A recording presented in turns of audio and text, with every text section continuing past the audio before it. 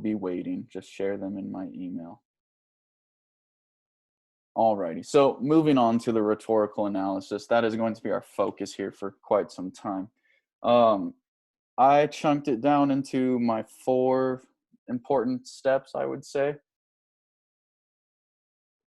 And step 1 is identifying the rhetorical situation of the text. We find that in the introductory material for most of these prompts, right? We see when the speech or text was given or delivered, who is giving it, who they're giving it to, and why. So we did that last week with the Abigail Adams piece.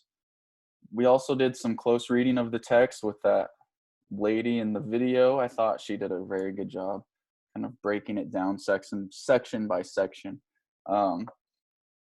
So we're going to kind of do that again, but it's going to be more individualized this time.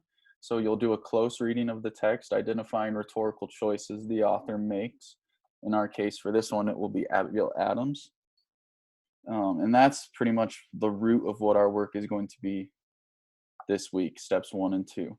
Step 3 then would be a thesis statement development, which is where we go back to that rhetorical analysis mantra or motto, where it's what is the author's purpose and how does he or she achieve that purpose.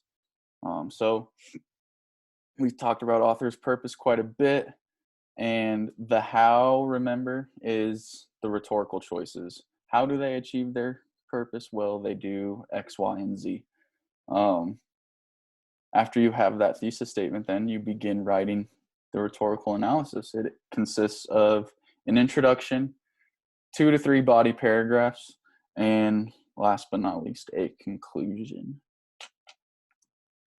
Sweet. So again, just touching in on last week, we identified the rhetorical situation of the Abigail Adams text. They did a close reading, and you demonstrated your understanding of the rhetorical situation through that post-viewing activity. This is review, but the basic elements of a soapstone helps us understand the rhetorical situation in any text. And like I said, this information is often found in the introductory material. So I kind of went through and annotated this for the rhetorical situation. This is my own copy. I have it linked on the slides. It's very simplistic, but it kind of gives us a direction for when we go to a closer reading. So Abigail Adams obviously is the speaker. She writes to her son, John Quincy Adams. She is writing to her son, therefore he is the audience. He is traveling abroad with his father, John Adams, and I said, Abigail Adams' son is traveling with his father, diplomat John Adams. Knowing she won't have face-to-face contact with her son for some time, Abigail writes this letter to her son. This is her exigence or her occasion, and her purpose is to convey her argument. Now, if we were to say, Abigail Adams conveys her purpose in her argument in our thesis statement, that would be vague. We want to be more specific. What is her argument? Meaning basically,